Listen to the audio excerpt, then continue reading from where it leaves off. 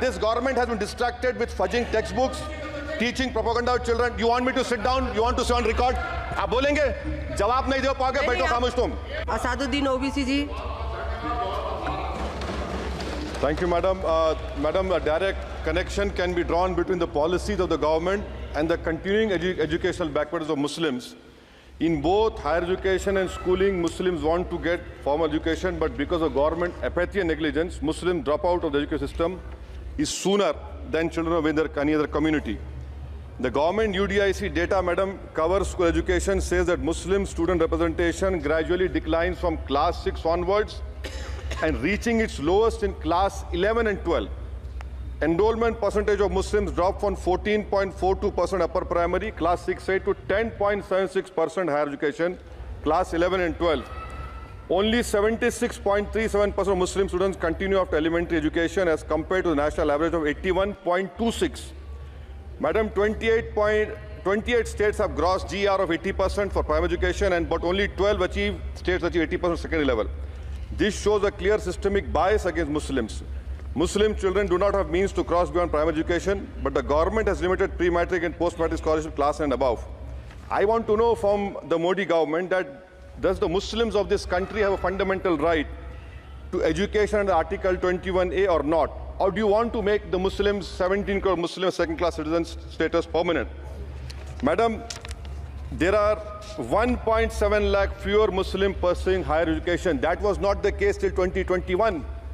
You unleashed your ideology on the biggest minority, and that you see that 1.7 lakh fewer Muslims are pursuing higher education today. And I want to give them some bad news and good news for the nation. Those who say that we Muslims don't teach our girls and oppress our women are wrong. I'm quoting data. I can challenge anyone. Muslim girls are enrolled at school level higher than boys. The gender parity index for the rest of the population is 0.93. But for Muslims, it is 0.99. The sad fact is that these girls and boys are not prevented from educating themselves because of some evil Muslim men, in inverted commas, but because of crushing poverty and absence of government support. This government education policy talks about universal access to education, ensuring universal literacy in India of 2047. But how can you achieve, sir, if 14% of the population is dropping out of education at primary level? How can you achieve when about 25% of rural youths in the age group of 14 to 18 cannot read a class 2 level text fluently in regional language? And while more than half struggle with division 3-digit by 1-digit problems, a skill usually is expected to achieve in class 3 and 4. Madam, over the years, there has been a shift in momentum towards private schools. Government data indicates a decrease in the share of government schools in the elementary category of 87% in 2006 to 62% in 2022. Maybe the Mughals are responsible for this. This means that the government has decided to leave the poorest Indians to for-profit schools and abandon the responsibility on the RT. Madam, for Kendriya Vidyalaya, the government has allocated 9,030 crores, Navodaya Vidyalaya 15,800 crores. How is it that you have vacancy of 6,653 in teaching and non-teaching staff? Would you blame Babar for this? I'm sure you'll do that. In Navodaya Vidyalaya, 15,800 crores have been allocated, 4,675 vacancies are there. Sanctioned strength is 34,354. In Navodaya Vidyalaya and Kendriya Vidyalaya, it is 56,703. You have passed a law 5 months ago about cheating, malpractices, but you are so great in implementing. It took you 5 months. Maybe you are waiting for the NEET paper to leak. That is what I can say. And I'll show the classic example of favoritism, madam, over here. Jamia Millia Islamia is allocated 3 lakh per student, Aligarh 3.9 lakh per student, and BHU gets 6.15 lakh per student. Why this favoritism? And may I request the Honorable Minister through you, madam, that PM USP 1558 crores have been allocated. Please have some liberal mindedness, so that more Muslim students can get this. Your HIFA scheme, madam, HIFA scheme, 39,720 crores have been sanctioned for 103 institutions. 22 are IITs, 12 are AIMs. These people can pay back money.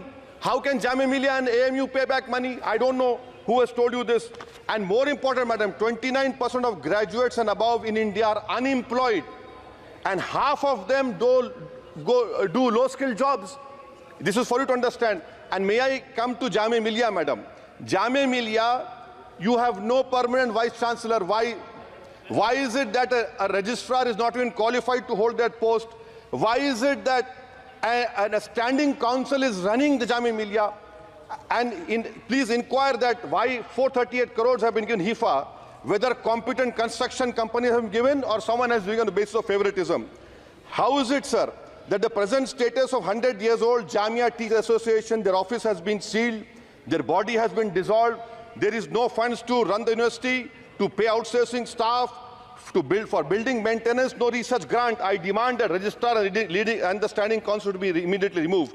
Now coming to Aligarh Muslim University, there are 1400 2 minutes. AMU daily wage workers are 1400, temporary 1559. Why don't you regularize them? And why are you not giving separate funds, Honorable Minister Garu, to the AMU branch at Murshidabad, in Mallapuram and in Kishanganj? You want it to be closed? Madam, as of July 2023, the share of ST-OBC in senior professors is even lower. I'm giving you figures, madam. In Central University, there are 66.29 general teaching staff. SC, ST-OBC only 30%. NIT 67%. 33% ST-OBC. In IIT, 84.5 general category. SC, ST-OBC 14%. IIM 86.83%. And in general 11%. Who's responsible, sir? You are running the government 10 years. You are running the 10 years. And lastly, madam. Mananiya sir, this complete lastly, NCRT has been given 500 crores. May I dare to say that this government has been distracted with fudging textbooks, teaching propaganda to children. You want me to sit down? You want to sit on record? आप बोलेंगे? जवाब नहीं दे पाओगे, बैठो खामोश तुम. NCRT has removed the reference to Babri Masjid 2002 rights. Why should people not learn from the mistakes of past? Should our children not learn of Gujarat program, massacre of minority Muslims? Those who ignore history mistakes are bound to repeat them. It has made up history argued Indians don't have migrant DNA. धन्यवाद माननीय सदस्य. Madam, 1 minute, khatam karo. The truth is DNA shows that there are 4 ways of migration in India. Africa, Iran, Southeast Asia, and Astral pasture of the Aryans. There is scientific consensus on this. May I request the Honourable Minister to you, why do you want to hide the killers of Mahatma Gandhi? Do you want to make Godse a freedom fighter? Let the children know who's a Deshbhakt and why are you trying to protect your organization, ideology organization? Madam, in end, I would appeal to the government to fix your priorities. You need to construct more government schools, improve quality of schooling. You need to make active efforts to reduce dropout rate of Muslims. You have a job cut out for you. Do not waste your time. Do not use school textbooks as battleground for petty ideological quarrels. The future of our children depends on quality of education. May I request the Honourable Minister, concentrate on 14% Muslims. You have the highest dropout rate. This nation, we want it to become Viksit Bharat. But if you keep on unleashing ideology of hatred, we cannot become Viksit Bharat. Thank you, madam.